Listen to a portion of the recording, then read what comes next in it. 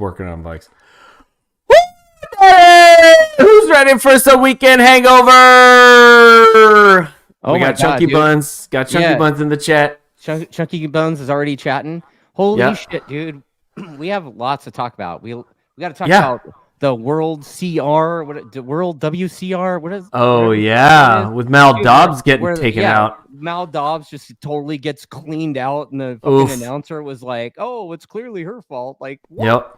Yeah, then TopRak ruining everybody, hurting feelings left and right, dude. People. Bautista's trash. Anyway, Bautista is looking old, right? Anyway, hey, listen. Weekend hangover. Welcome everybody. Ricky-Bobby here. Average club racer, old man racer with Arma. We got Dustin over there. Yeah, I'm right here. I'm Dustin. I'm the TrackDaz dude out of SoCal. Really old club racer, kind of. I don't know. I haven't raced this year yet, so do I still get to call myself? I got one race weekend in. You got 0, dude. I got donut, dude. This is the longest I've gone without racing in years. Yeah, but you got to ride Groton. You got to ride Coda. You got to ride Laguna. So. Yeah, you know what, dude? I get to go ride Laguna again Labor Day weekend. Exactly. Everybody. TrackDaz at Laguna, 105 decibel weekend. 105 decibels, August 31st, September 1st. If you're not there, do what it. Are you doing? Like, what are you doing? Like, seriously, what are you doing? Cooking burgers in your backyard that weekend? Dude, you could be at Laguna burning laps down the corkscrew, all that, rainy, trying to hold the thing pinned, or through turn 1, or you could be like Gil Ramos and just shut off, before the bridge. Listen, all SC Project and Austin Racing exhausts welcome. So, uncork those puppies and let them rip. Yeah, let's make some noise. Let's piss off that coalition douche that lives down the street. Hey, Hank. Hank's in the chat. What's going on, buddy? He's ready to rip at some. Yeah, he's getting ready to rip some Mid-Ohio this weekend. So, we will definitely have an episode. How about the comment from Half Blind Moto Nut? Yeah, who is that? I don't know who that is. A new person? That's a new person? Is this a new person? Yeah, brother. Is that a new follower? Or I think so. Or something? Well, hell yeah, brother. Yeah, so where do you want to start, dude? Dude, Portimao. Holy crap. What a weekend. Dude. So sick. That place, what amazes me about Portimao, and it was the same thing when we were there a couple of years ago, but there's nobody fucking there. There's they have 40,000 people, 48,000 people. I think that's for the whole weekend. They must be using the metric system, dude, because it looked like there was 5 dudes watching. It was like all the fans were crammed up. It looked like they're trying to compact them together. The podium, it looked like a Kamala rally. Well, I saw at the end of turn 1, you could see that the stands were pretty empty because you saw the blue seats there. So I was like, it was a pretty low weekend for World Superbike. Look, that place isn't the place where you watch from the stands right there, dude. No, that's all you'd get to see. Yeah. That place you can walk around and catch that place where they're going into it and then they go uphill. So which is freaking gnarly.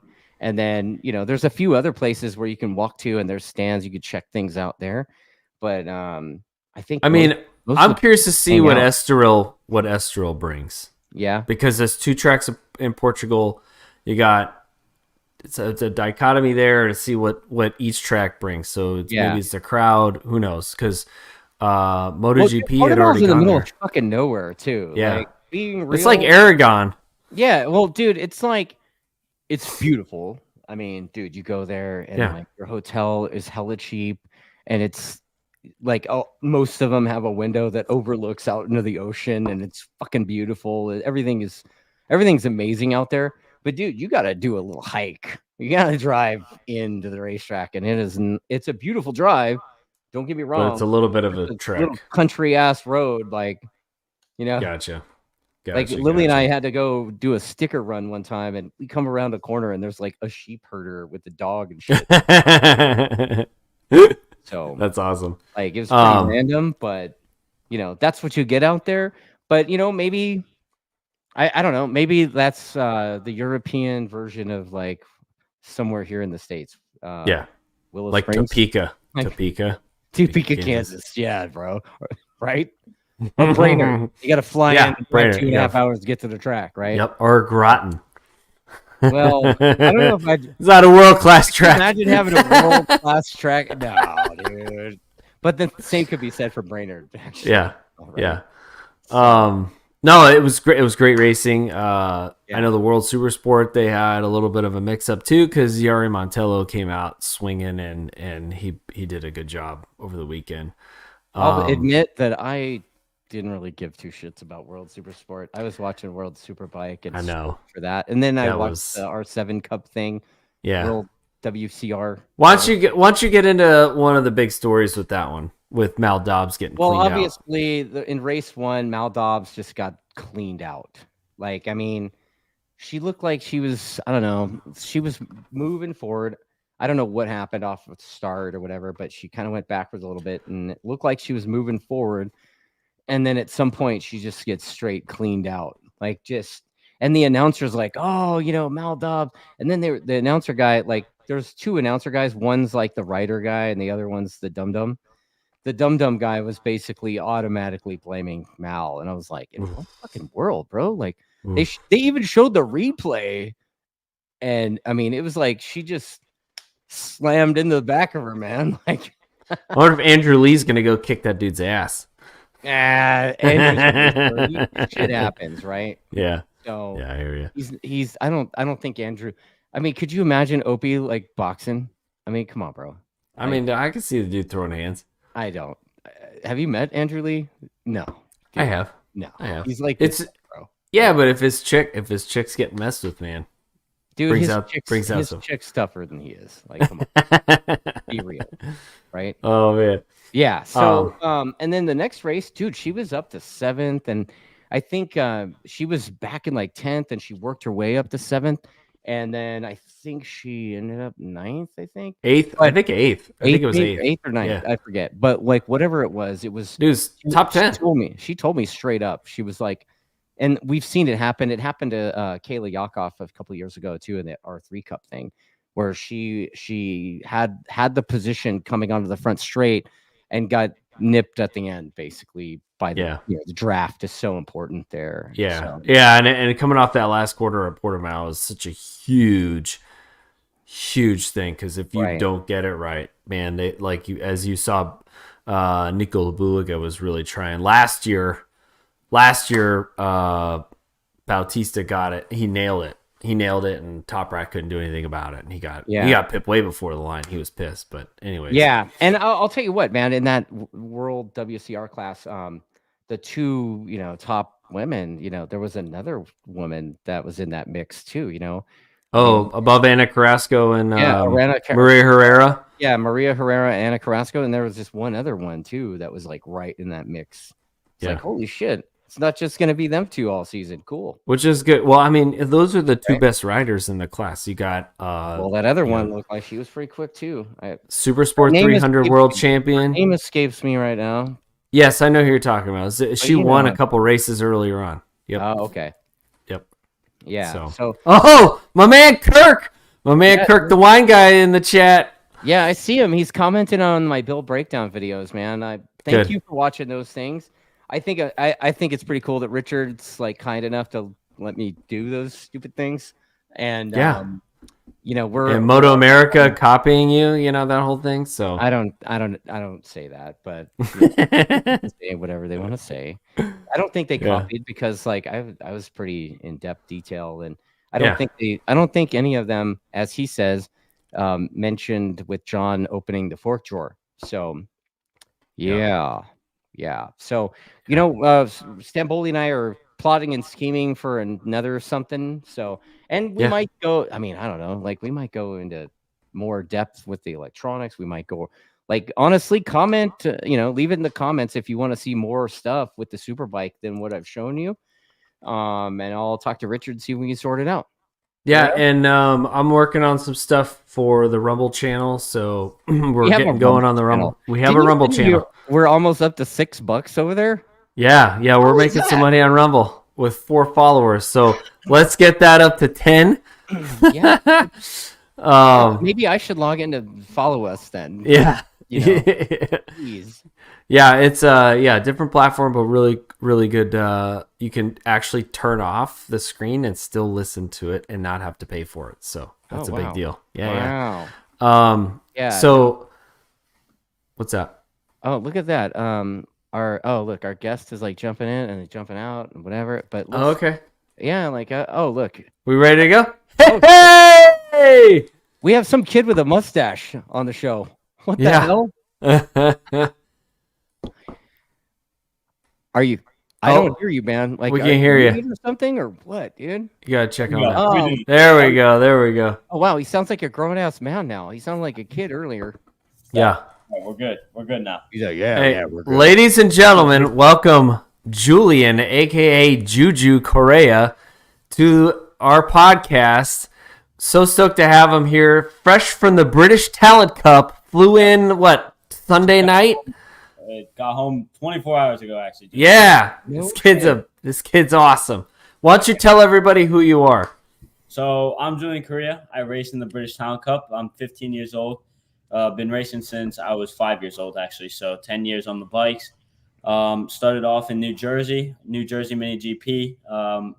Did my first race actually with New Jersey, and then moved down to Florida, where my dad joined the franchise of Mini GP. He started SFL Mini GP. From there, kept building with my dad, kept building down here in Florida. When I turned 12 is when we were able to ride here big bikes and go racing. My first big bike I got when I was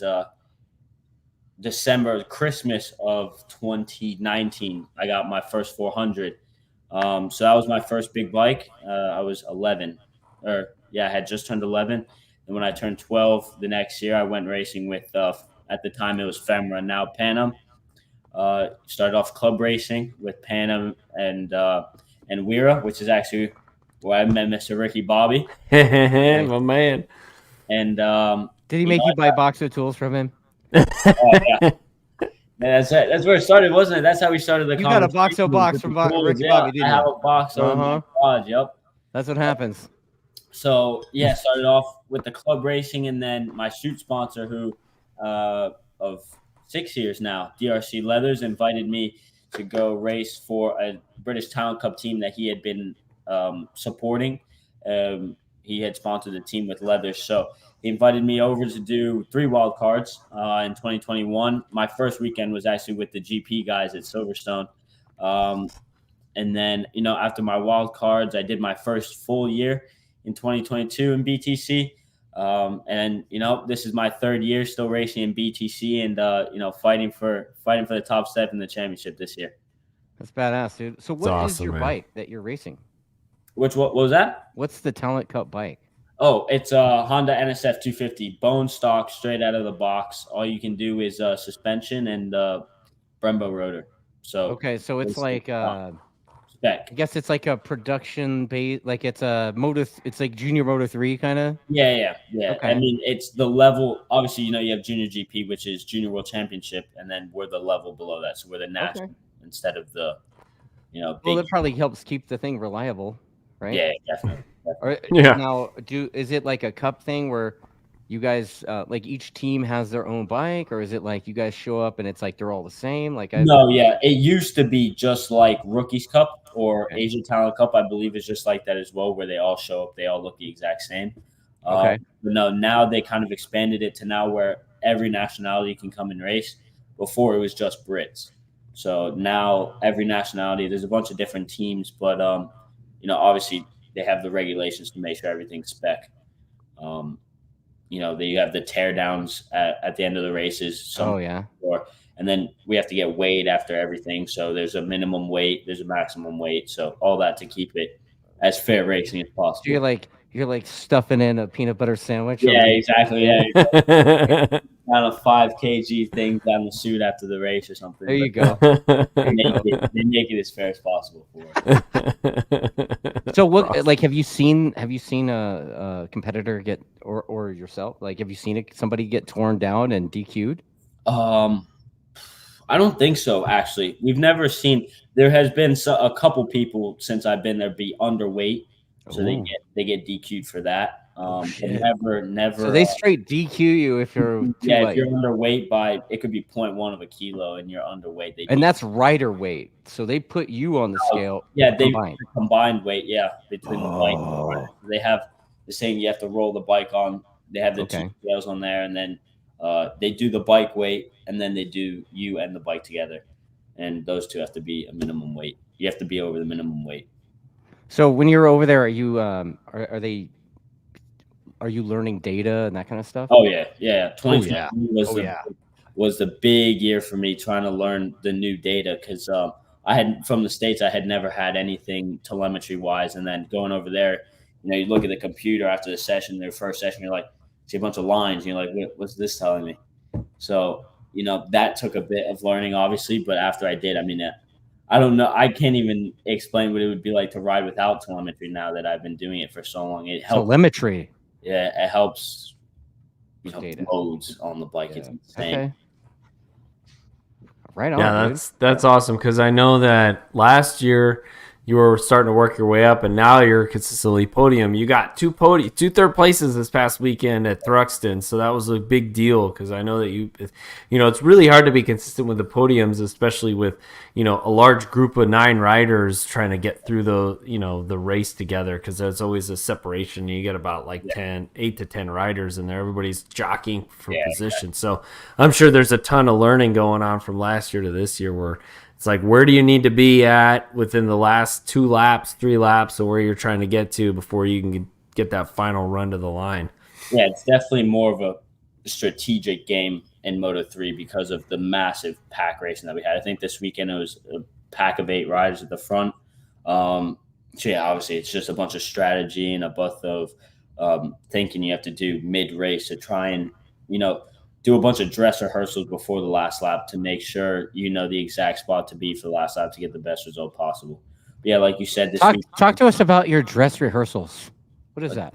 You have to put yourself in a bunch of different places in the group. Thruxton this weekend was a big drafting track. So if you didn't have the draft, the lap time didn't come. This track was, my telemetry said 82.3% of my lap is on the throttle.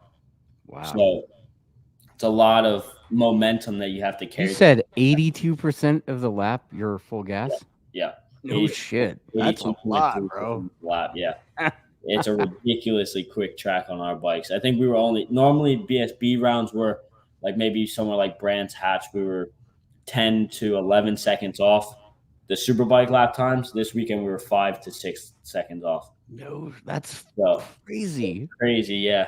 And then we were doing 2 seconds slower than the Supersport guys, and I think that's kind of crazy, especially that's insane. 250.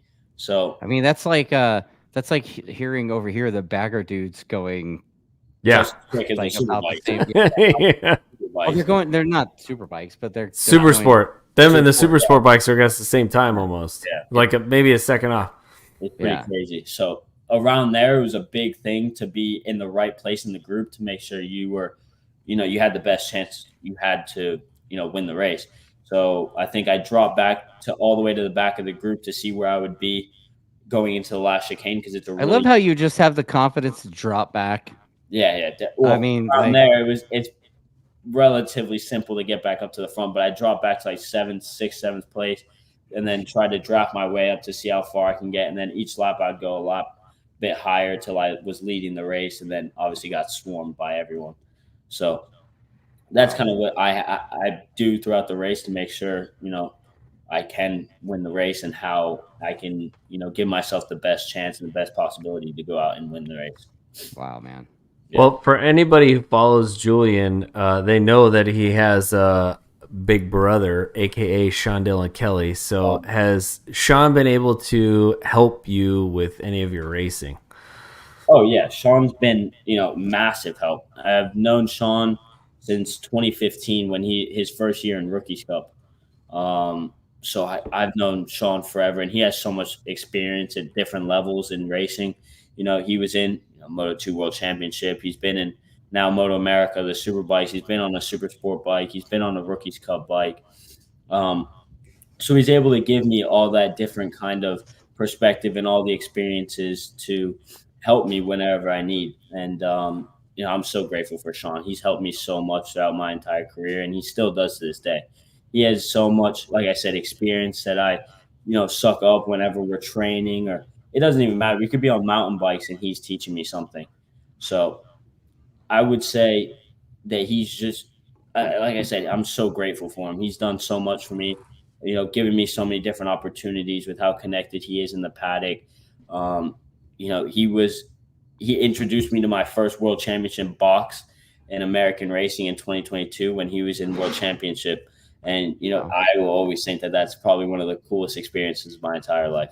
But yeah, well, we did see you in Joe Roberts' paddock or in the box when he was at Silverstone, and that really sad to see him crash. But like, you see your face, like, oh no, like that was cool to see. Like, for somebody who knows you, I was like, oh, dude, there's Juju right there on the TV. It was awesome to see. Yeah, it was. Ethan Buppel, the team owner, I have a really, really close relationship with him. I raced for him back in 2020 on the American racing team in the MotoAmerica Mini Cup. So me and him have a really cool relationship, and he invited me to go into the box for the Moto2 sessions, Q2, and then the race, obviously the two big sessions for him throughout the weekend. And Joe Roberts had, a bit of a rough qualifying. I think he qualified 9th or 10th. And then, in the race, he had, a brilliant start. He went straight. Man, it was awesome. It was such a good start. Hey, some of the passes he was making was impressive. I was like, where did this come from? Where did Joe Roberts come from with all these passes? Because, man, he was knifing people straight left and right in the first 2 laps. Aggressive passes. And I was, we were all getting super excited. Like, every pass he was making, the team was, clapping, getting really excited about it. And then, when he went down, everything just dropped immediately. Yeah. Everyone just a massive, and then everyone. Yeah. So that sucked. I thought, if he would have finished on the podium there, that would have been super sick. It would have been insane. He crashed in a fast place. Turn 2 at Silverstone is ridiculously quick. It's flat out on our bikes, and we're tucked. So on a Moto2 bike, that's got to be even quicker than us. So I was happy to see that he even got up from that crash, because that crash, it's a good thing the front went and not the rear, because around there is big. So, that sucked. But when I saw myself on the TV, I thought that was kind of cool. Yeah, you got Look at me, I'm on TV. I made sure after the race to go back and watch the Moto2 race again to see if I was really on the TV. So that was cool. Yeah. Wow, man. That's, I'm getting some comments from people asking about like what your experience is over there, but like Joel RN, he says he wants to know how complicated is it to race in the UK, and then what happens when you're done with the 250. Like, he's like, and have you been noticed to ride like a Moto3, Moto2 bike? Well, there's a lot of one question at a time, bro. Shit. I'm reading the comments. Well, complicated in the in the UK is, I'm not, it is difficult. The guys in the UK aren't slow. Those guys are, top level riders. Some of the guys in the Superbike paddock were, very known in World Superbike, or, you have Leon Haslam, who was, extremely quick in World Superbike. So the level in the UK is definitely high. But, in the UK, I would say the most difficult part is probably just, for me anyways, because I'm in Florida, I don't have, tons of elevation. And when you go and race in the UK, it's a lot of elevation with the tracks. It's tons of areas. Like Brands Hatch is ridiculous. It's like, I call it the English Portimao. Everything is blind. The English Portimao. Yeah, you go straight down, straight up, corners that you just have to trust that are there, because you have no idea. All you see is just trees behind it. You don't see nothing. Yeah. So I would say that's the most difficult part for me. Well, in the beginning, before I didn't ride all the tracks, was just the elevation changes. Like I said, I'm from Florida, so this place is as flat as can be. Yeah. But I would say there's nothing too big difference. Nothing really super complicated that you would think of. What happens when you're done with the 250? Well, honestly, you're on it. You're gonna. If I stay on this way, in this, trajectory to MotoGP, I'm going to be on a 250 for a very long time. So you're on the path to MotoGP. That's right. That's your mission. Yeah, definitely. You want to be world champion? Yeah, MotoGP World Yeah, Championship. dude. Listen to this kid, right? Yeah, without a I doubt. like that, dude. That confidence. Like you got like a little racer swagger, dude. That's badass. Yeah. So, I mean, if you think something else, it's going to happen. You have to believe. And, if you believe and you say what's going to happen, and you put in the work to do it, it's going to happen. Are you a manifest destiny guy? Is that I what am. you're saying? I am. I'm big into that. Okay. Yeah. Right on, man. Well, dude, Oh, now we're going to have to just root for you all the time. yeah. Like that's, it's like a law. I'm a big motivational guy too. Like before the races, I have, my quotes and stuff that I tell myself. And whenever I'm on the grid, I'm talking to myself. What are they? Races. What are these quotes? For me, the biggest one is it's something new that my dad came up with, that me and my dad came up with over the winter, is what's the difference? And last year I was having a lot of trouble trying to keep the pressure away from being, in Europe racing in a Talent Cup. So I was always, so concerned about finishing on the podium, because last year I had a big weekend at Snetterton where I had a double podium. And from Snetterton, I proved to myself, well, I can hear and I can finish on the podium all weekend long, because I was on the front row in qualifying. I was P3 in FP1 and FP2, front row in qualifying. And then I finished on the podium in race 1 and race 2. So the whole weekend, I just proved to myself that, I'm here and I'm just as good as these guys. And then I went into better than these guys. Yeah. And I went into the Brands Hatch and just so worried about finishing on the podium that I was getting too stuck up on that and not focusing on what's actually happening on track. So I was just falling back lower and lower. And then, when I did open up to my dad about it, this is where he came up with it, because, when I go club racing, I'm always very relaxed. I'm very relaxed. I know I'm there to train and to enjoy, have fun on the bike, and, just get on a bike. And that's, for me, that's the most fun I can have in my life, is just being on the bike. So going out with club racing and, just going out and enjoying myself on a bike. And what my dad showed me was, what's the difference between you going club racing and you racing in the British Talent Cup? There is no difference. You're on a bike, you're racing, and, you're out doing what you love to do. So there's absolutely no difference. So that's a big thing that I tell myself. I always ask myself on the grid, well, what's the difference? If I'm ever a bit more anxious than normal or a little more nervous, then I always just ask myself, what's the difference? And then I always have the same answer. Well, there is no difference. We're here doing what we love. So that always calms me down before the race. So that's my big quote. And then, have fun. Have fun is always been a big thing in my family, is always to enjoy what you're doing. If you're not enjoying what you're doing, there's no point in you doing it. So that's a big thing for me, is have fun. And then, like, how does a 15-year-old have this level of race maturity? Yeah. You got to meet his dad. And when you meet his dad, then you understand everything. Yeah, once you meet my dad, he's just Mr. Motivation. So just a heads up, buy a jet from Steve Main. He said what you said a little bit earlier, that you want to be world champion and all that stuff. He said Nicky Hayden said the very same thing to him in 1998. You see that? You see? It's coming. There it is. Yeah, bro. Let's do it.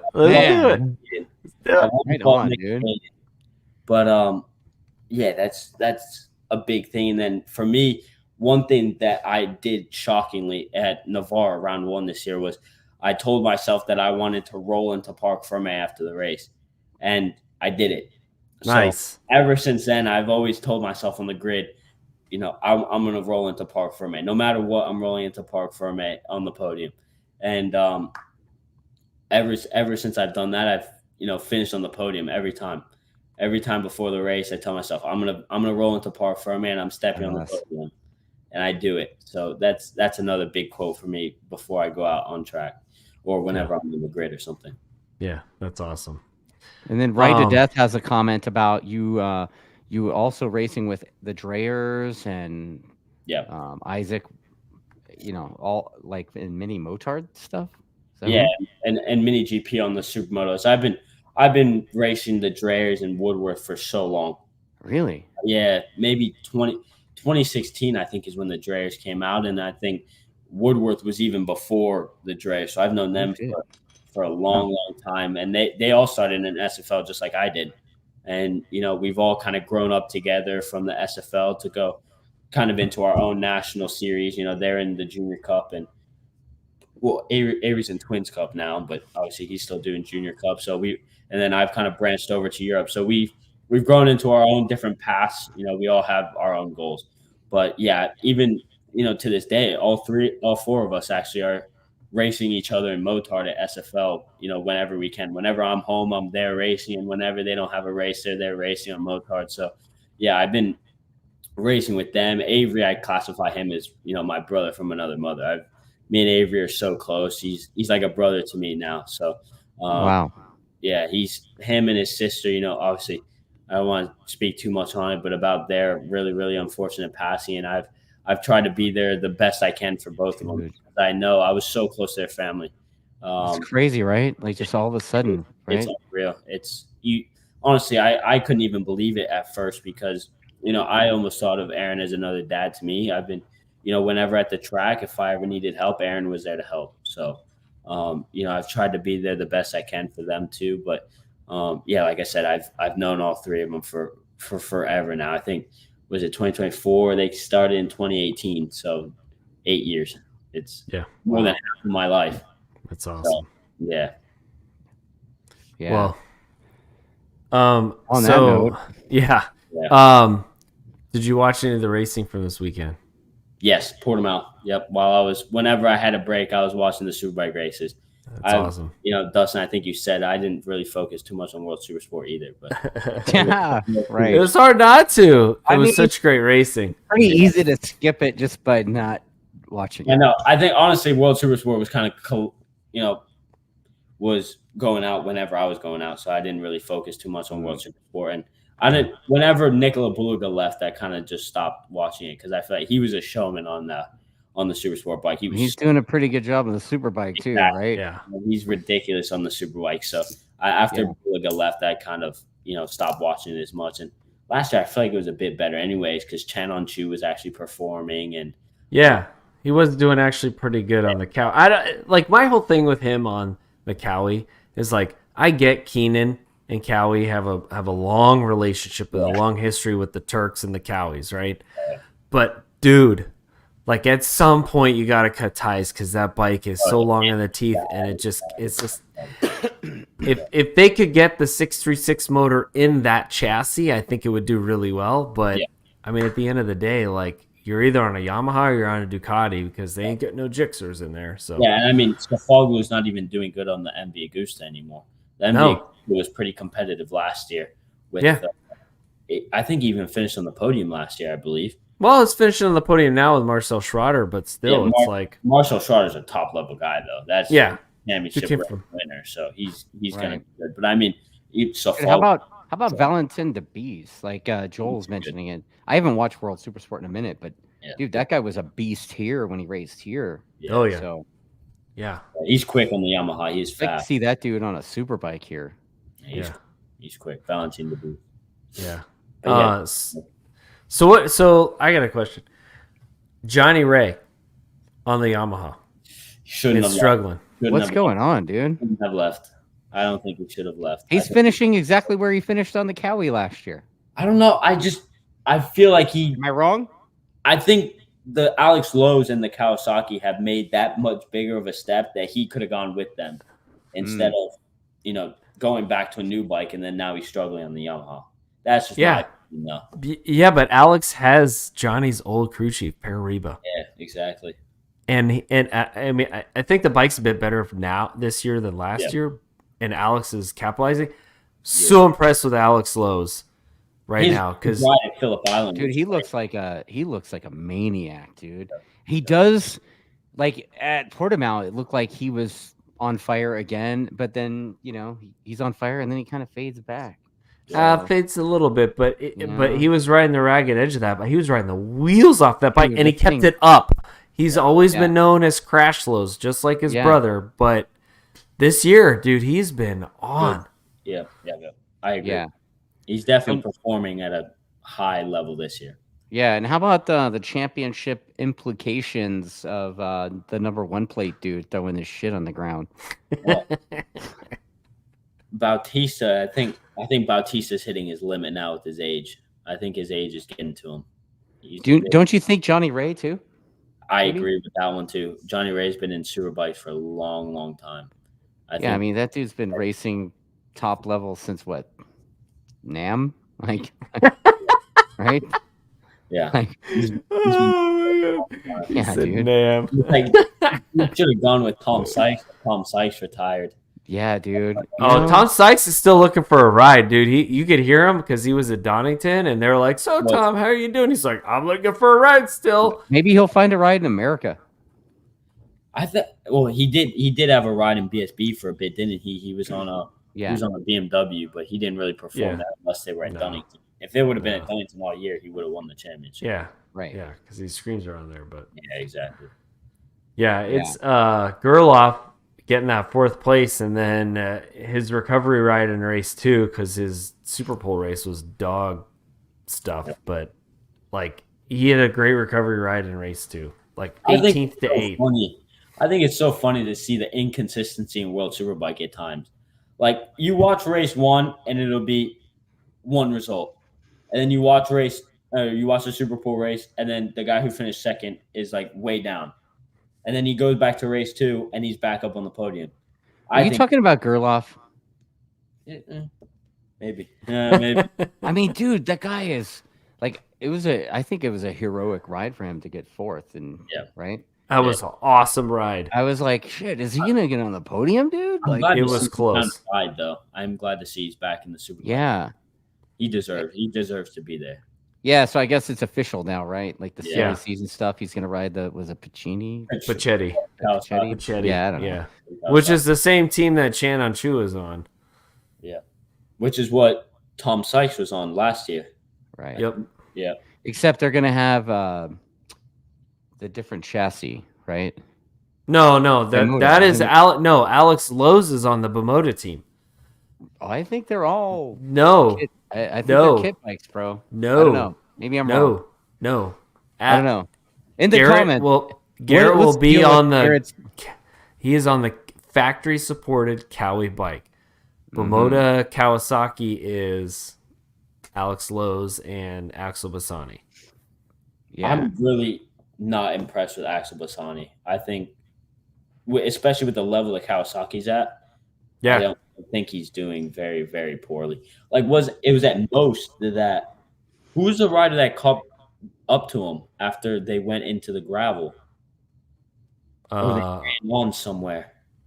Bassani? Yeah. Bassani got passed. I think it was Rinaldi or something. Yeah.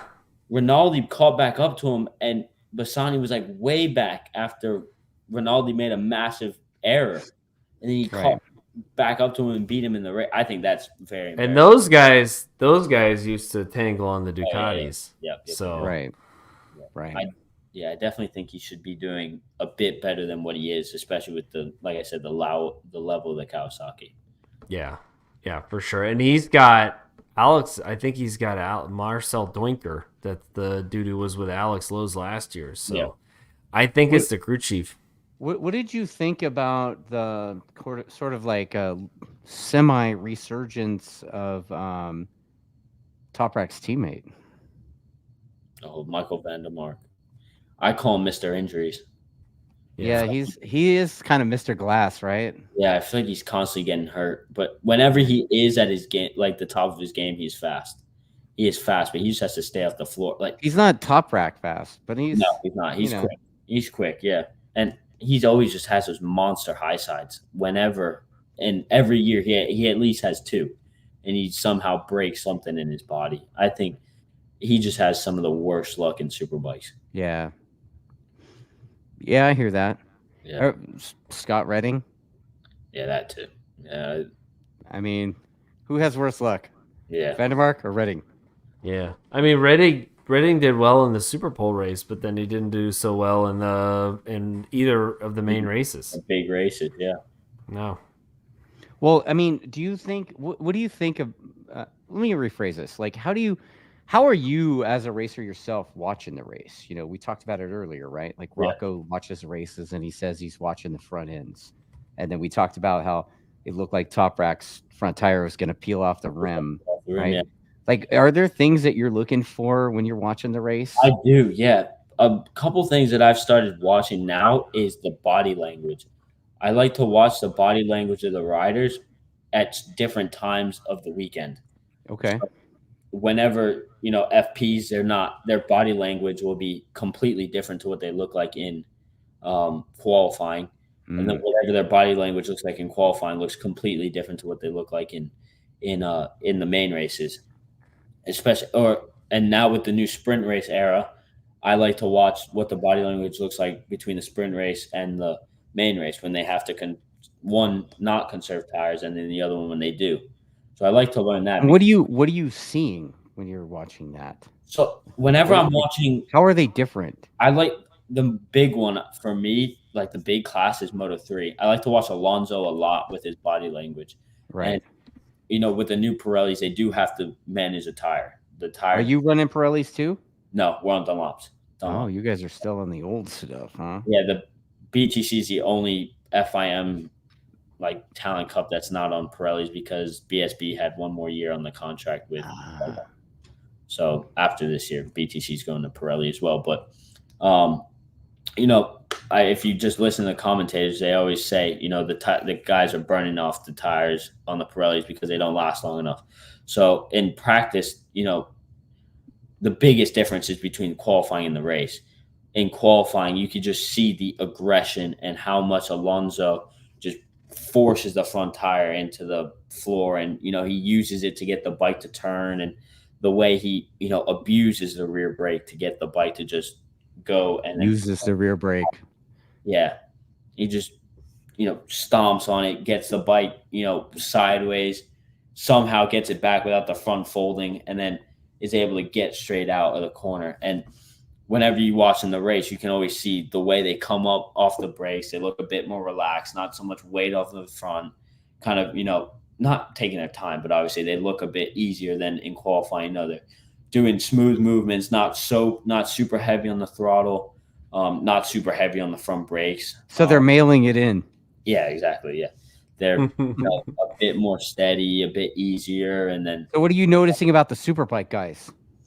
Superbike guys is just totally different with the throttle application is what I look for. Because obviously, I'm going to get onto bigger bikes eventually, where you will have to maintain a tire, where you are going to have to manage the wear. So I like to look at the throttle. That was the other thing, was looking at the throttle application. So in qualifying, they're just, from here, dead throttle just flat out. And they don't really care too much about what the rear tire is going to look like after the session because, it's a qualifying tire. But in the race, you kind of see that they're not so abrasive on the throttle. They're a bit steady, conserving the rear tire. And that's what I like to look for, is the way they are able to conserve it, manage it. And one thing that I have noticed this year when I was racing in the groups is the bike temperature, like the front tire temp, and then obviously that raises the PSI, which makes the front not so stable, and then the physical bike temp. When I was at Brands Hatch, the temp was in the big group, which partial of it was because they had a radiator strip on it that I couldn't pull off, so the bike was overheating with that.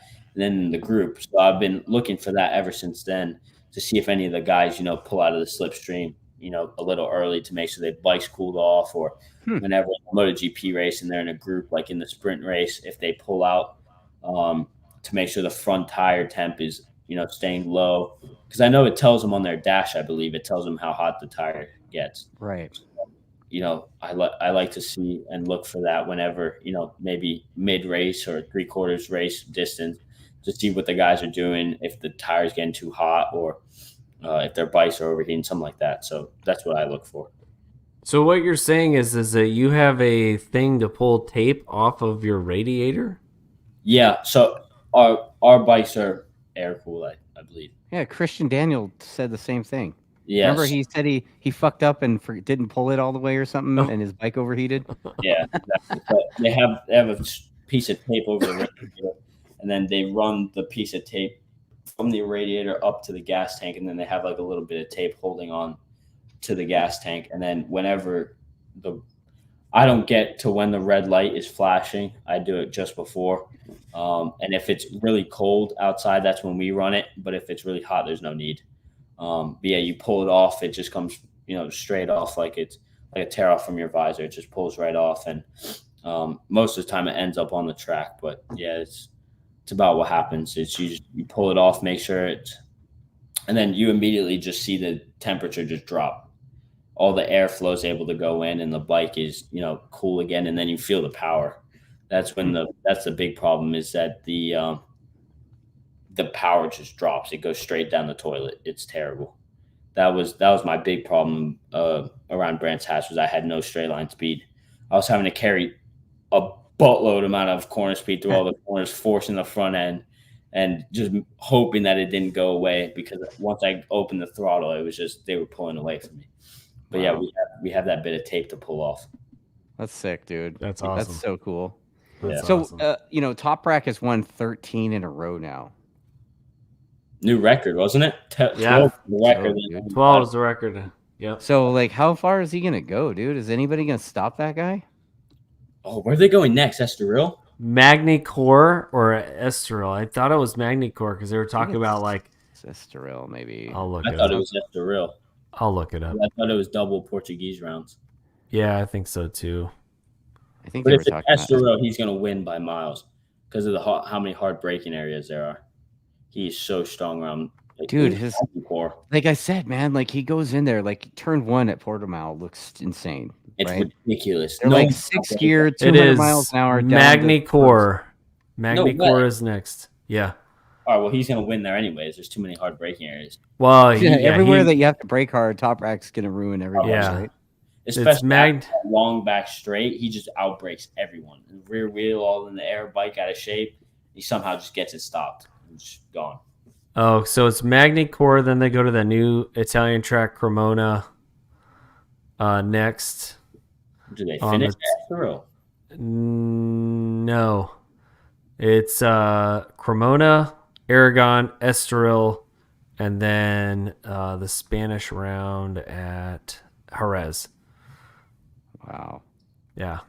So you already know Aragon, he's got it. Aragon, he's got it. Yeah. Magny-Cours, he's crushes at Magny-Cours. Johnny Ray might be quicker on Aragon on the Yamaha. He's quick. I mean, Johnny Ray was quick at the British round, kind of. At least in the sprint race. I honestly think Johnny Ray's got a chance at Magny-Cours, but he has to get that bike to get the inside lines early and be good at braking. If he can get that sucker to brake like TopRak was doing, he might have a chance. Yeah. So, have you been paying attention to MotoAmerica? We got a bunch of fans talking about that now.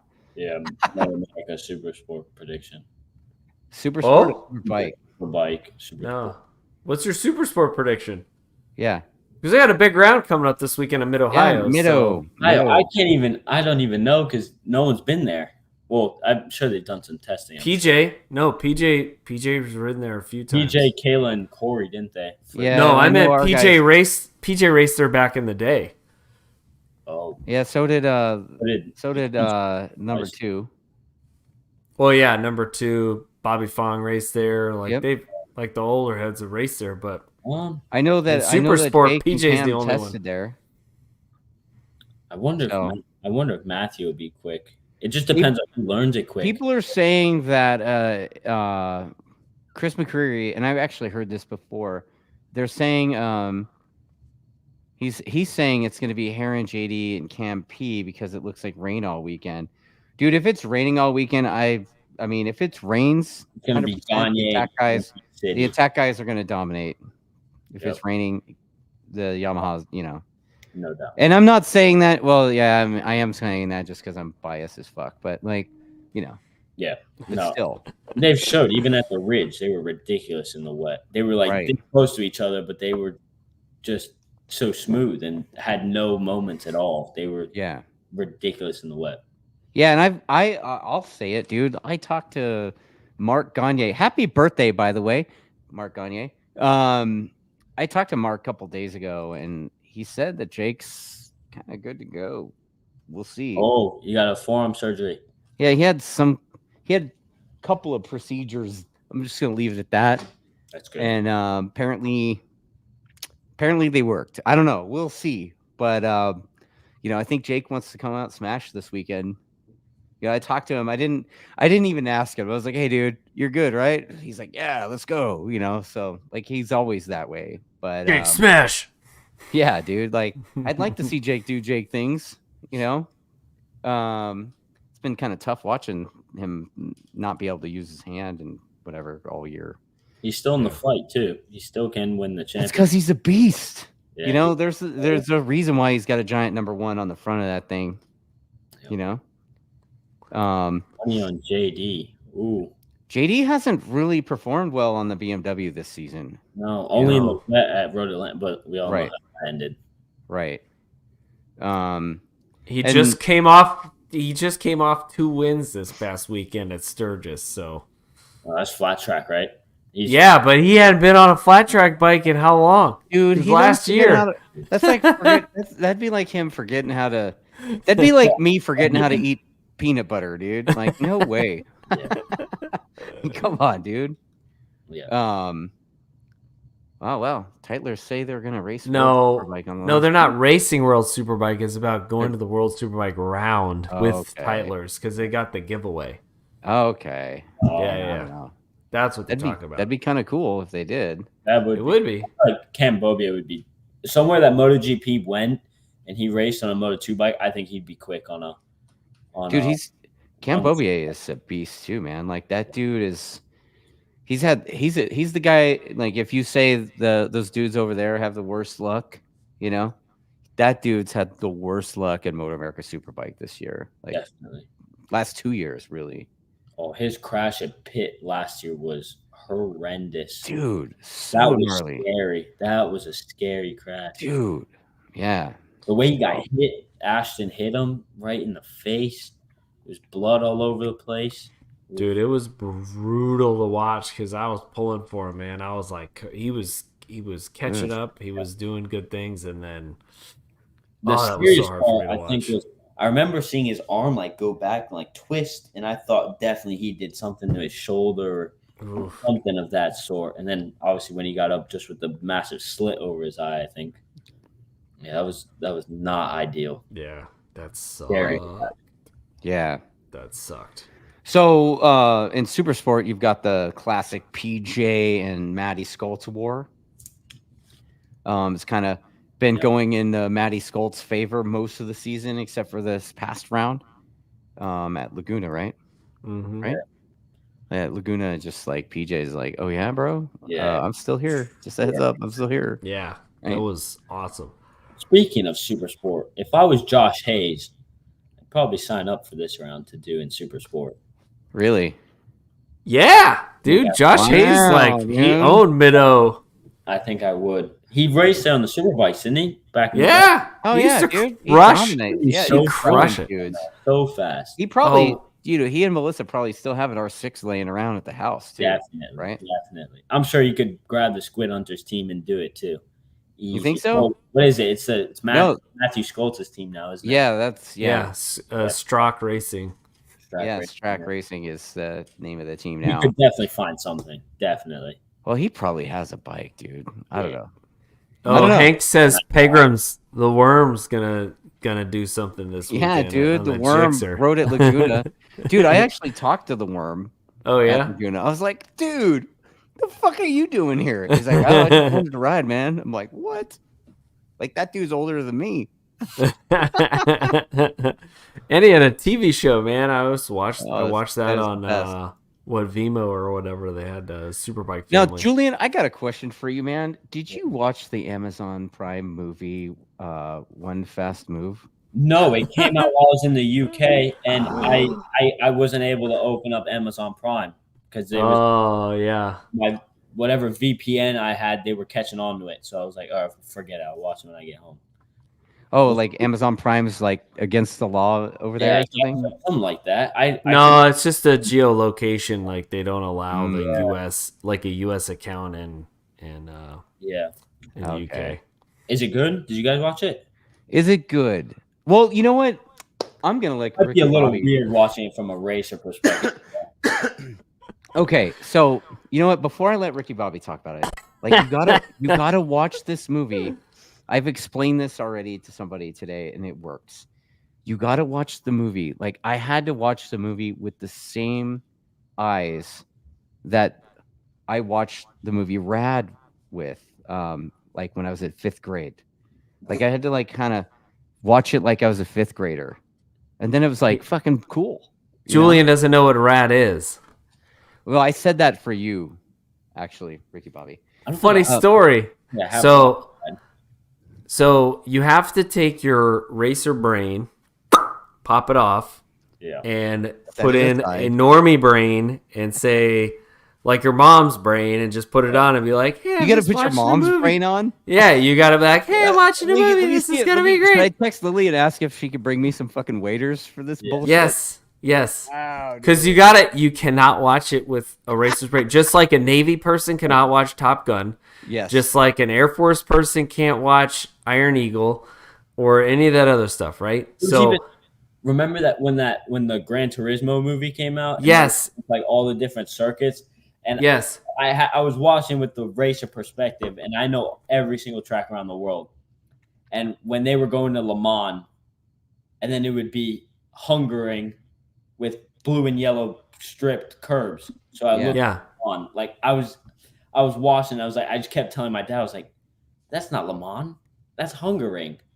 And then I think the only one they actually got right was the Red Bull Ring. So I definitely think that you're right. I'd have to take my mind off the. You have to. It's a movie. It's not. This is really funny. German Jixer says this podcast is more professional than the racing in that movie. Oh, killing me, dude. That's killing me. You know what though? It was fun. You gotta like I said, when you watch it with non-judgmental eyes, you can just watch it for the fun of it, for the entertainment. It's an entertaining movie. The one-liners in that movie are hilarious, dude. Like, let's see, from prison to the podium in 2 months. That's my favorite. $76. Let's go racing. Like, if you want to go where the money is, you got to race $76. Let's go racing. Yeah. If you want to go where the money is, where MotoAmerica is, you got to race the 600. Yeah. Wow. Was it? Oh yeah, the dude kill switched a guy on the straightaway on the track race. Nazi style. Yeah. In a clutch. So you will recognize a face at the end of the movie. Yes. Is it? No way. How did you get in the movie? Jeff May got me in contact with the number 2 Should I pull up that image? Guy. Wow. Should I share that image? Yeah.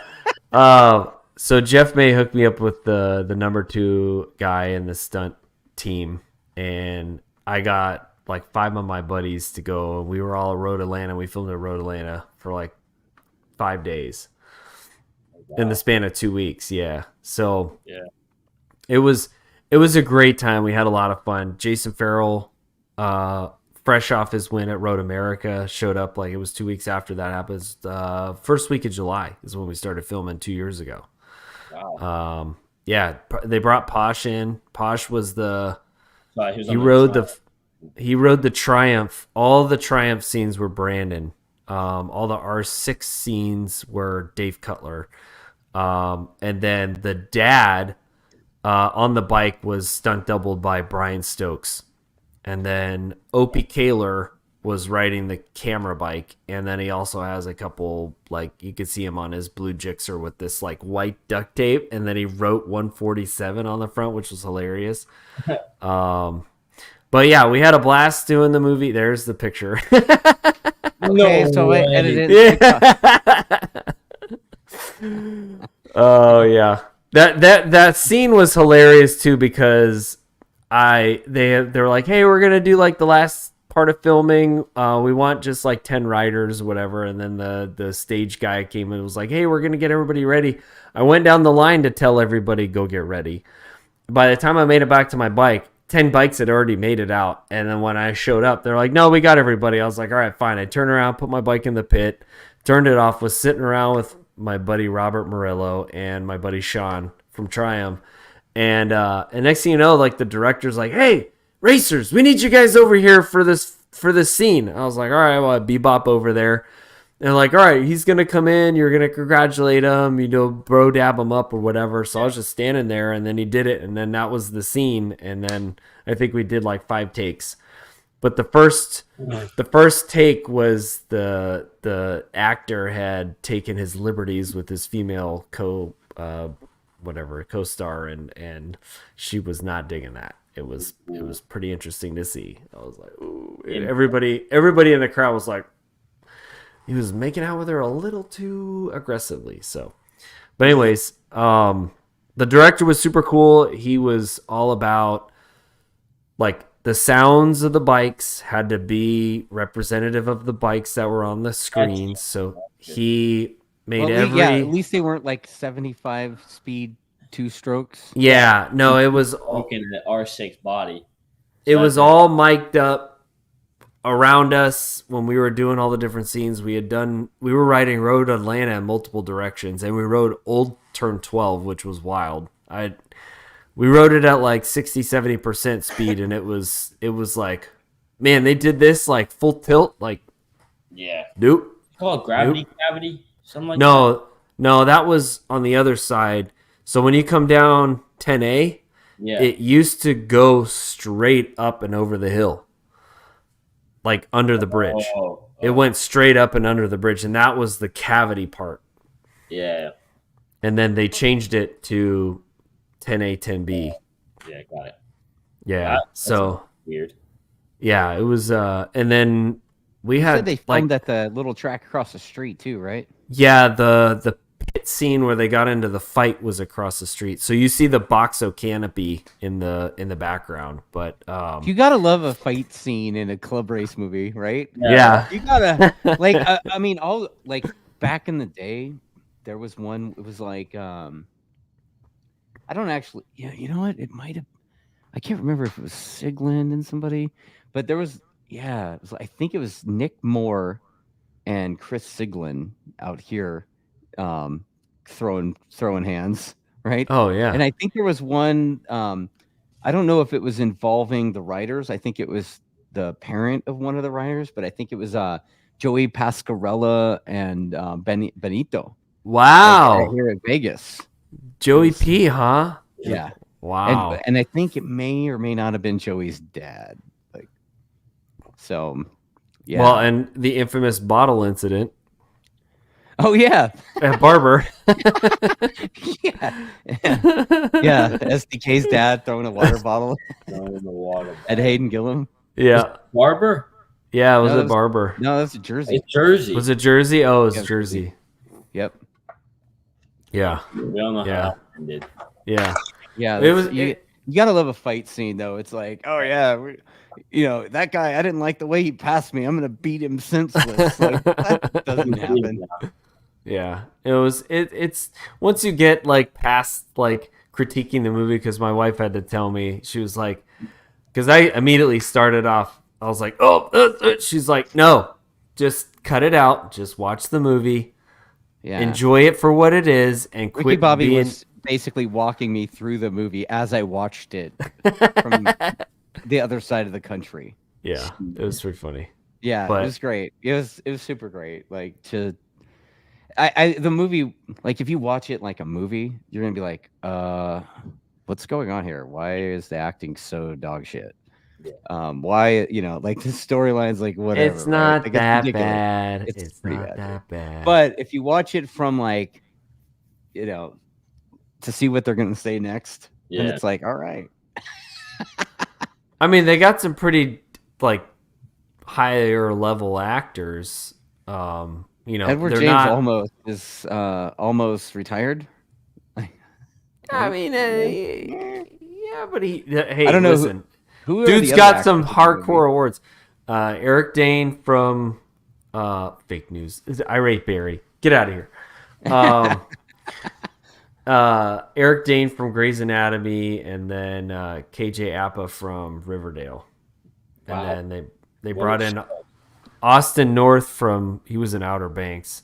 He was the one who he played Cody Farrell, which was all of Jason Farrell's stuff was on, like, he just brought his entire trailer and his entire setup, and then that's what they filmed. Even his leathers put on this dude, and then Jason rode. Chunky Buns is reminding you that those are not top level actors. I never said top level actors. There's higher level actors. Dude, I will say this, dude. Edward James Olmos is fucking awesome in that movie. Like he was good. Like he was the best actor in that movie because he's the best actor in that movie. Exactly. Right. Exactly. Yeah.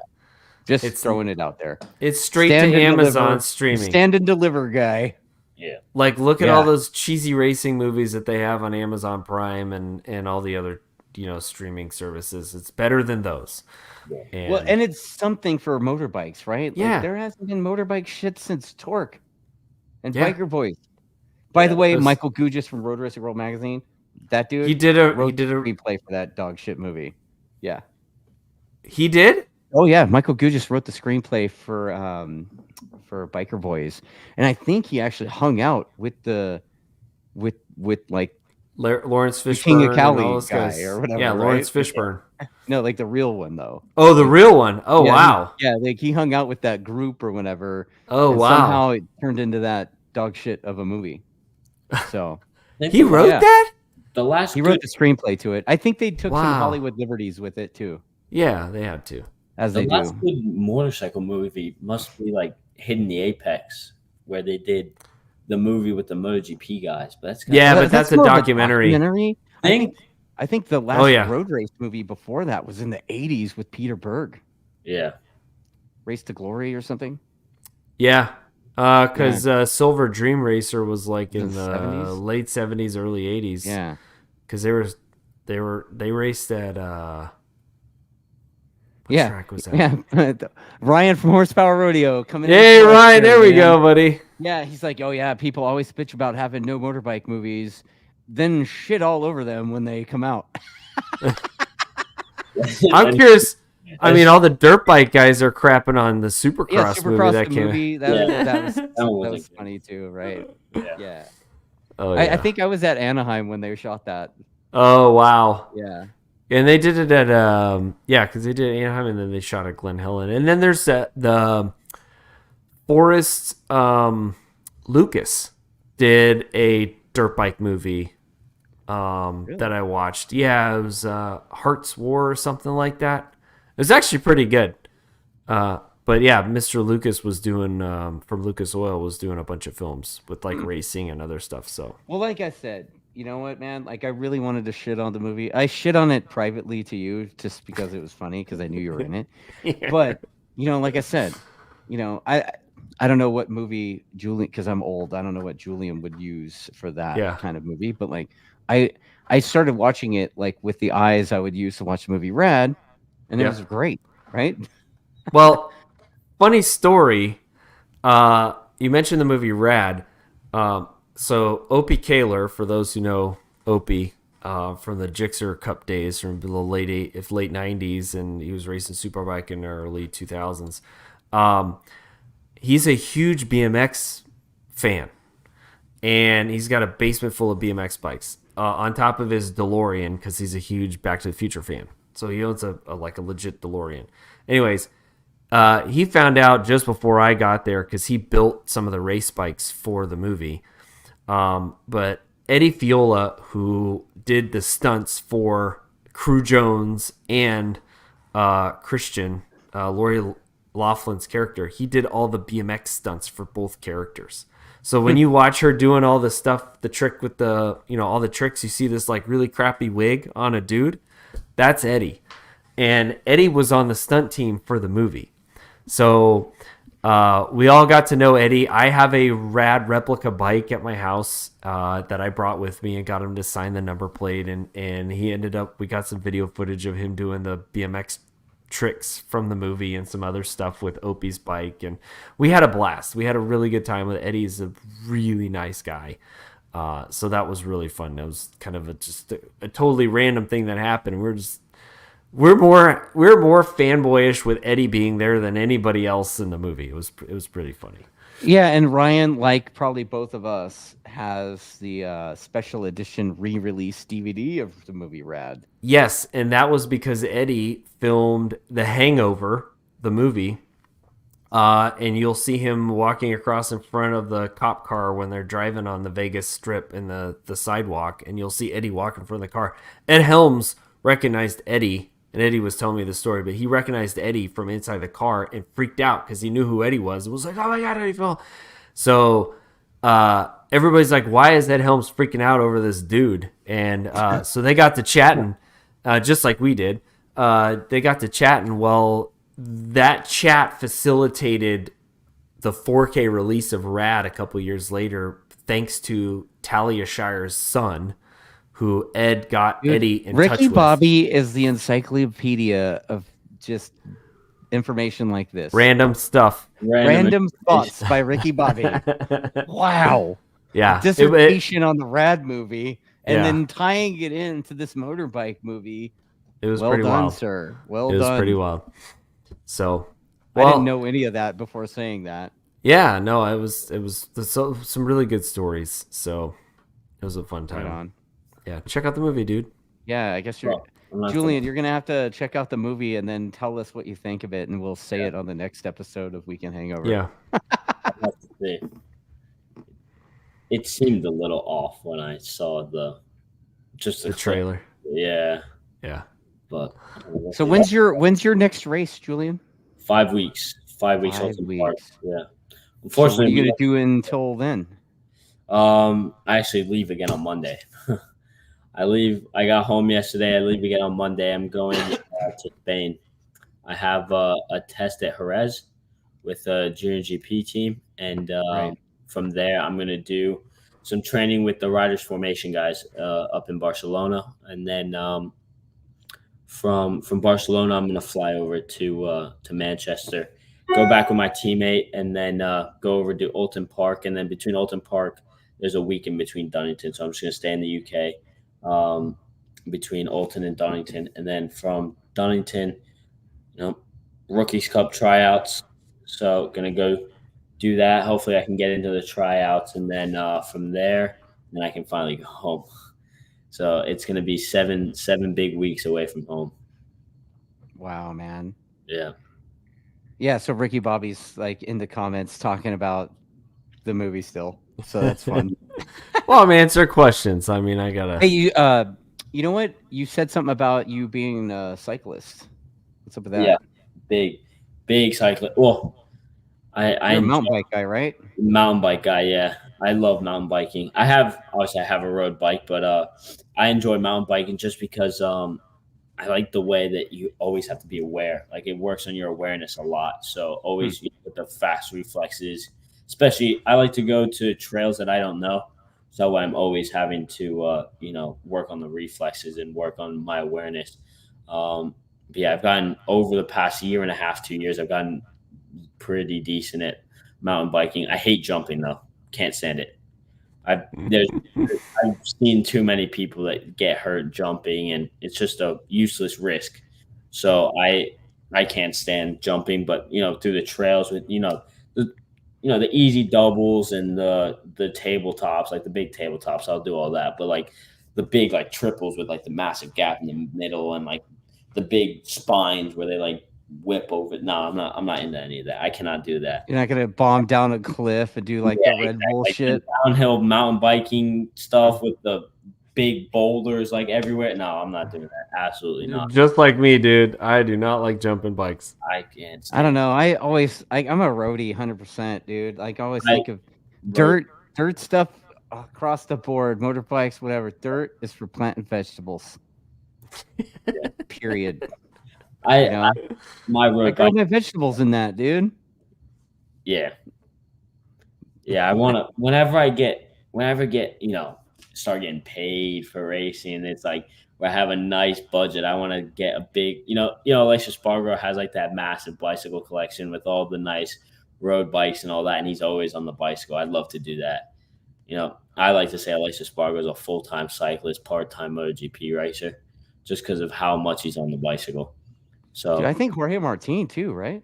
Oh yeah, he's kind of followed in Alessio Spargo's Dude, footsteps. Jorge Martinez, like, Yeah. Well, they he both finished, live like, in top- Andorra. didn't he That's finish why. like top 20 on a canyon? Yeah.